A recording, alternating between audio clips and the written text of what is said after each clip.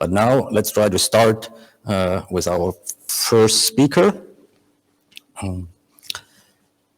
We all agree that plastic does not belong into the oceans. It does not belong into the rivers, or it does not belong onto the streets of the highway, nor should it be burned in the backyard of your house. That's easily said for someone who lives in Germany, where the town manages to collect the garbage every week. But it's different if you have to worry about how do you feed your family on the next day.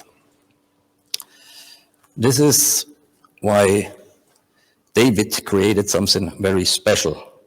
You can say his idea turns dirt into gold, but it's even better. It turns pollution into an opportunity for the poor. It's called the Plastic Bank. Let me introduce you to David.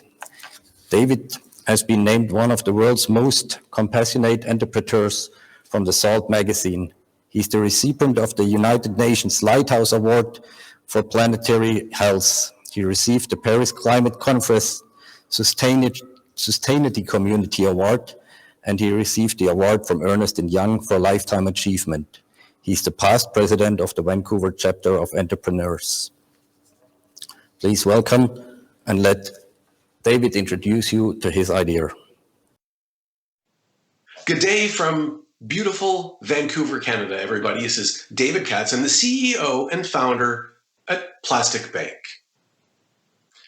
I love to begin all of my conversations with an audience, and I ask the audience, who in the audience or which of you believes that a disaster is unfolding in the ocean? Which of you believes that someone has to do something about it? Well, I could probably guarantee that each of you, even that small voice in your mind, has said, yes, something is occurring and someone has to do something about it. And you're not alone. Everyone next to you, everyone in your home is thinking the same thing. We can look at the next generation of consumer, what we can affectionately call the Greta generation, one so inspired by the degradation of the environment that they are taking to the streets to be in action, demanding someone do something about it.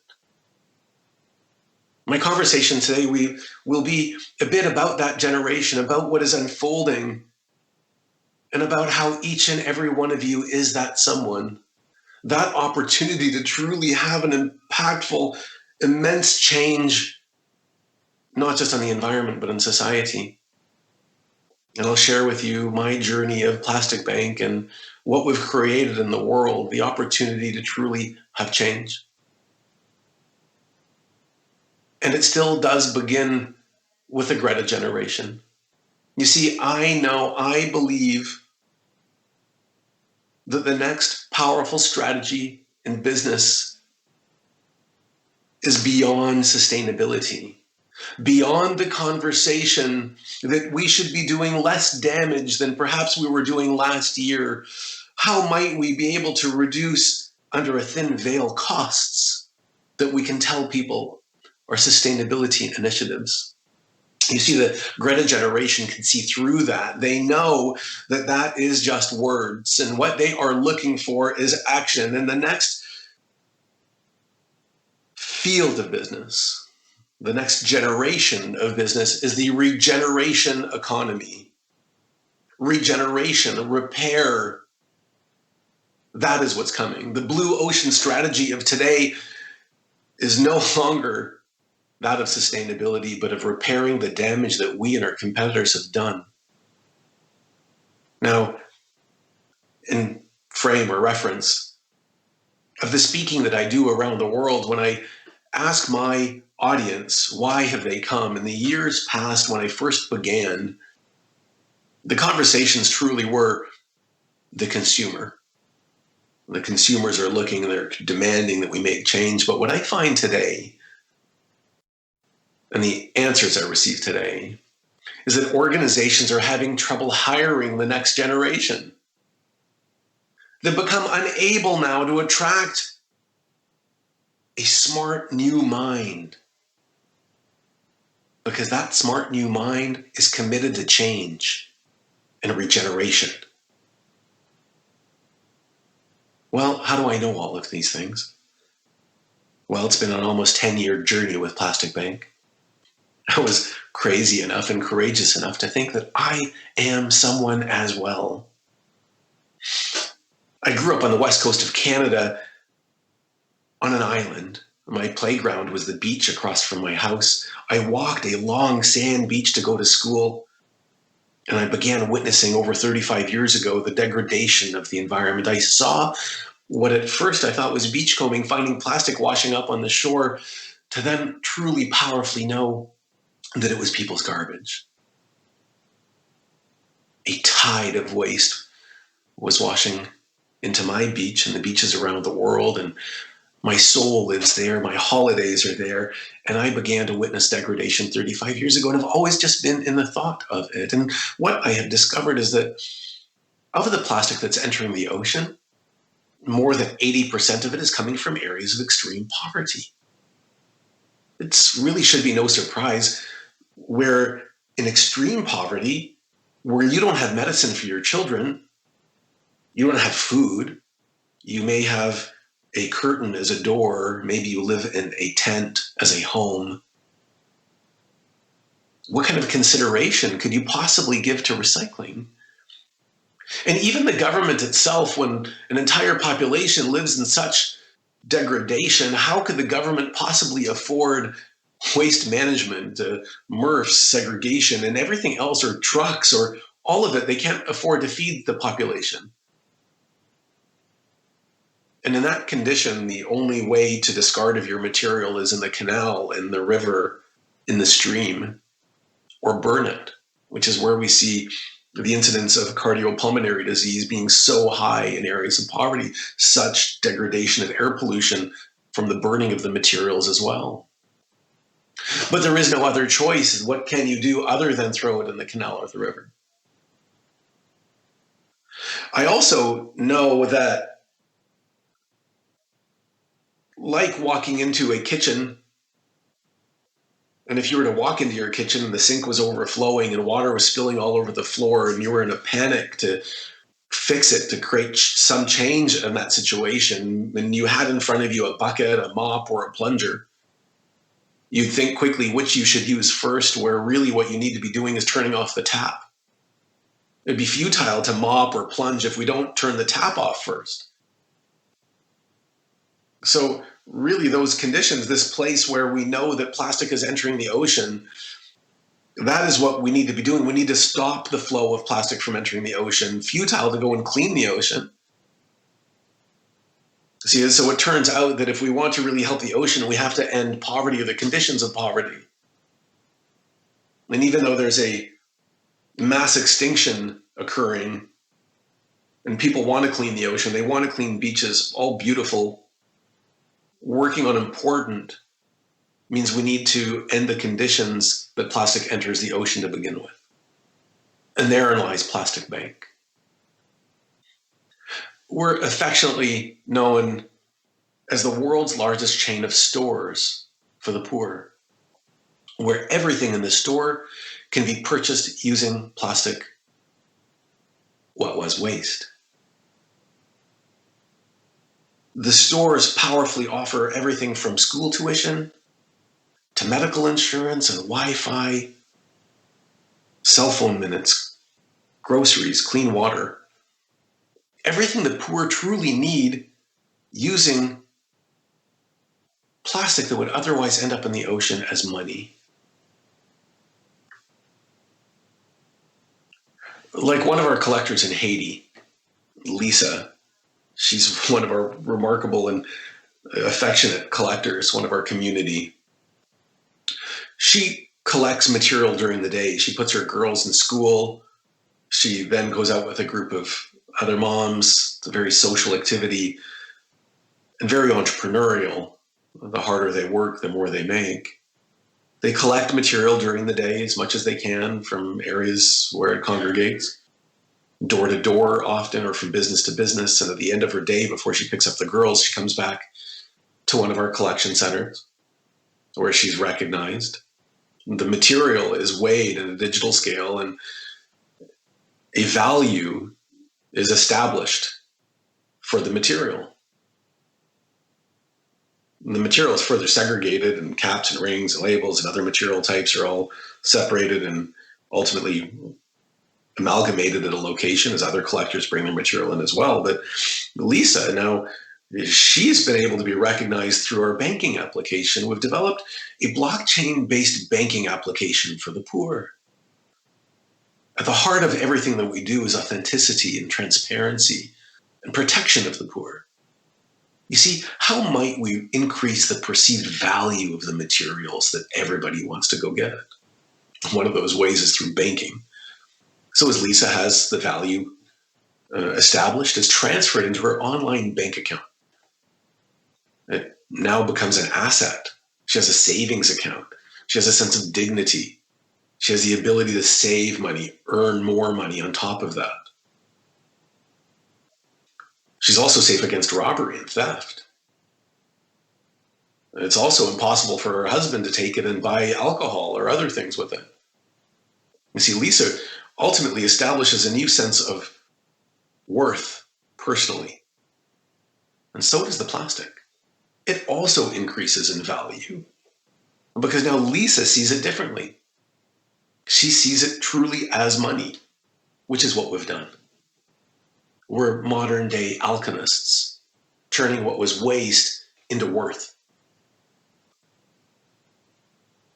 That's one way we collect material in different locations around the world as we've expanded from Haiti into the Philippines, into Indonesia and Brazil and Egypt, and now going into Thailand and Cameroon and Nigeria after Cameroon.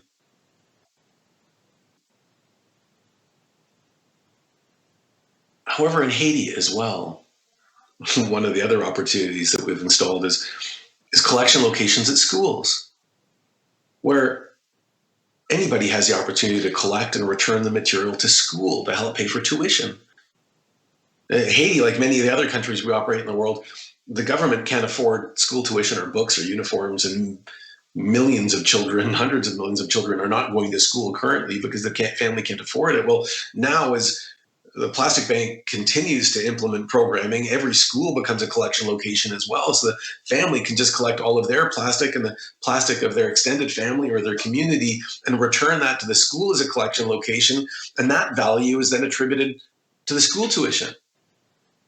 You see, now that's a different paradigm as well, because now that family doesn't view the plastic as plastic. It views it not even as the $20 or less a month that it costs to pay for the tuition, but they look at it as an opportunity to end poverty in the family.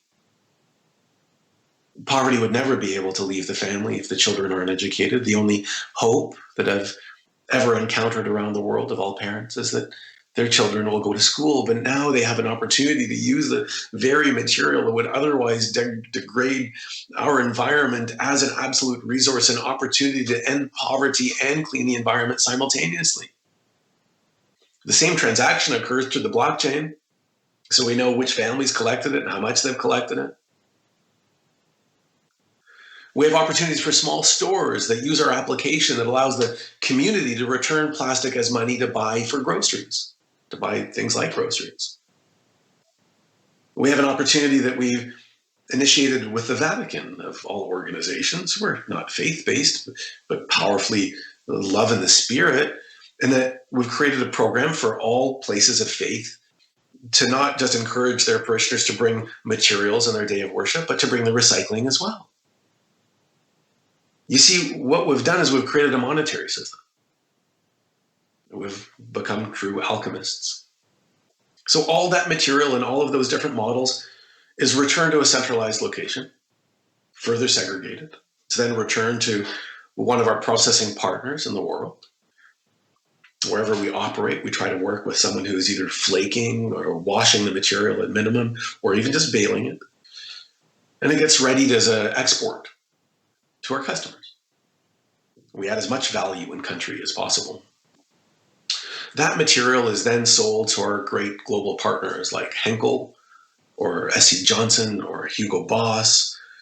In Indonesia, Coca-Cola, in the Philippines, Coca-Cola, and hundreds of other customers who put that material back into their packaging.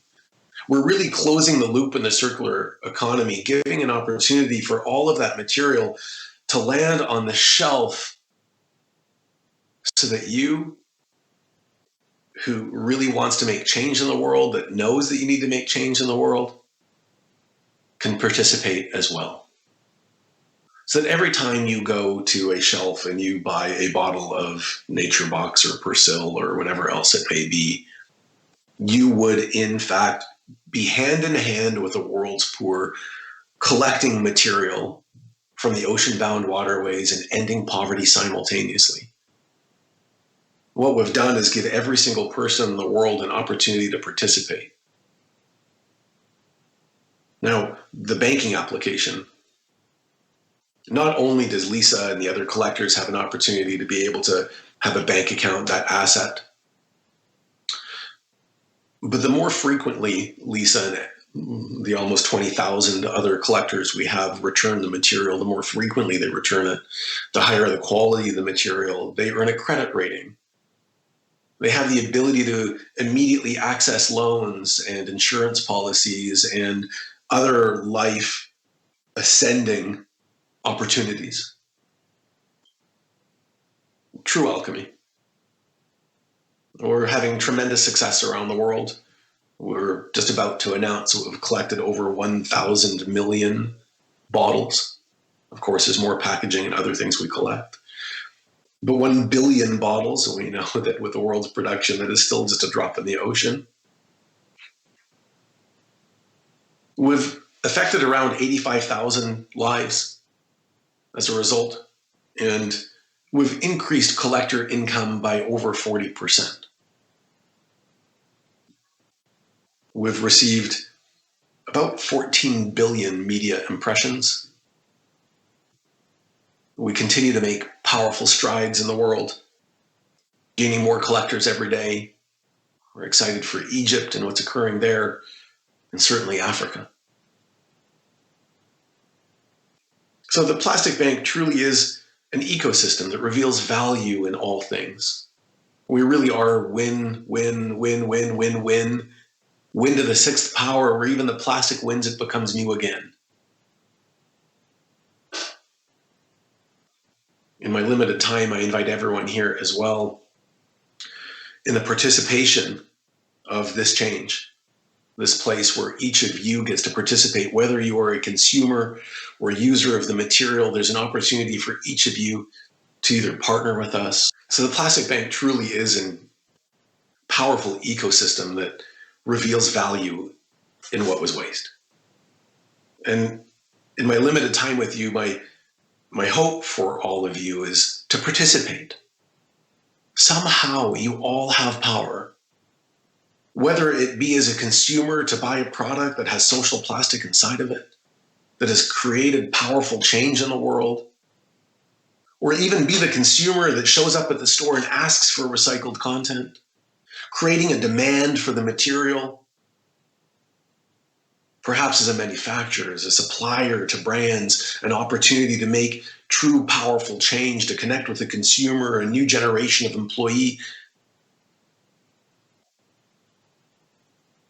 You see, when I began this journey, this May the 11th, 2013, it was an overwhelming and very daunting task to create a global chain of stores working in areas of poverty and violence and insecurity, to try to create a supply chain of material that would be consistent to manufacturing, to work with the world's largest brands, to build story and to build authenticity, to then build a technology platform. There was just so many reasons for me to say no. It would have been so easy to have the idea and keep walking, but I knew that with the idea, having lived and not tried would not have worked for me. And the one message that I like to share all the time is that Although I had the idea of the plastic bank and that first thought, the second thought was the overwhelming self-degradation, the inability to conceive that I could be the one that could create this. The birth of the plastic bank, and I think all great things, comes from the idea of the third thought that I had. And the third thought simply was, David, you don't need to be the person that could change the world. You don't need to be the person that could create the plastic bank. But what you get to do is slowly choose to become the person who could. And that's really my story, is this continuous journey. The acceptance that every day I can create. And so I leave you with that. And I leave you with the knowing that nothing we're doing is against the laws of physics. So no matter what anyone has told you, no matter if someone has said, oh, it can't be done, that won't work, the price is too much, this is that, it's not against the laws of physics. And everything that we need as a society to change everything, to save the planet, is available now. All of the technology is here. There's nothing against the laws of physics. So I challenge you to choose to slowly become the person who can make change. And it just starts with you. As a consumer, as a person, as a family person, brother, sister, mother. Choose to be who the world needs you to be. Thank you.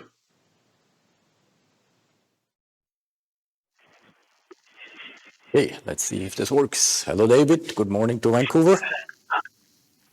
Okay. Good morning. Okay, that seems to work. Thank you very much. It was a very impressive talk. And we already have the first question. I don't know if you can see the stream, but the question is, what percentage of the 1,000 million bottles you have collected are collected through these stores? Well, we have stores and we have other collection locations like schools and churches and other ones as well. All the material we're collecting are coming through established plastic bank collection locations or branches. Some of them have come from formalizing other informal collection locations, giving them a system, providing additional revenue and income for the collectors. So it's a variety, but all of them have come through that exchange process. Like we're more like bank branches, deposit plastic and withdraw the things you need. And all of the material we've collected have come through those locations. Okay, thank you very much. Then we have one more question from the board.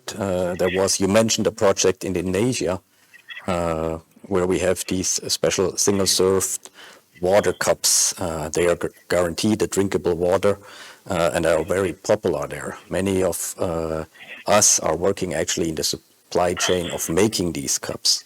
They are made 100% out of polypropylene, but we saw them littering the streets and the coast. Does the plastic bank accept this kind of cups in particular? And what's about other PP items? And can you effectively recycle them? Yeah, polypropylene is highly recyclable. We love to collect those. Indonesia is awash. Philippines are awash with polypropylene single-serve cups. It's important for the population as well. We see that being a great use, and the recyclability is there, and we collect and recycle those as well. Now, there's the opportunity to provide additional incentive to have them collected, and we'd love to be able to work with anyone here to be able to provide that economic value to extract more and more from the environment. And we see them on the beaches everywhere. So they're popular, highly recyclable, collectible. We do collect them, and we do recycle them. Okay, thank you. That's good news, at least for us working in that branch. Another question is, what percentage do you think, in average, does the income of these collectors increase through your initiative? Can you say that? Yeah, out of the data, of course, the blockchain application, we know that we have around rough numbers 20,000 collectors. We collected 1 billion bottles, influencing around 85,000 family members, and increased collector income by 40%. We remove all the layers of middlemen, and we make sure that it goes into the reward for the material that ultimately transfers into the income of the family. 40% increase. Okay, that's pretty significant. One question is, what kind of materials are the collected materials recycled? At which place or where? Or where? Yeah. Where are Sure, the... we work with our local processing partners. In whatever region we go into, we look for either a flaking line, a hot wash flaking line, or a pelletizer, whatever that may be in that country, or even someone who bales. Where we're operating, sometimes they don't have we'll call it the technology to do what we need, but they'll bale it and get it ready for export. So certainly we work at a local processor. We have a spoken hub model. All the collected and aggregated material is then taken to our processor, who we work with to increase the value that they provide into the material and increase their working conditions and ensure that they're adhering to a European or North American labor standard, safety equipment, and everything else. So we license someone to be our partner, and we ensure or try to get everything recycled locally. Super important for us to add as much value in country as possible. Okay, that was already part of the next question is, and how far can you make sure that there's no dangerous stuff in the material which you recycle and that it's not spoiling the goods which are produced out of the recycled material? The plastic bank provides a raw material. Now, our customers who are then adding additional value by making it into packaging, that would be something they would do. Now, our lab as well adheres to a standard that our customers request of us, and we make sure that we're shipping materials that meet a standard for their manufacturing. Now, perhaps not applicable for all food grade material, but still available for some when it is into a layer of a material, middle layer of material with recycled content around the world. Good. Thank you very much, David. I think we proceed. Have a very good day in Vancouver. Thanks for joining us. Thank you very much, everyone. Thank you for listening. Thank you for having me.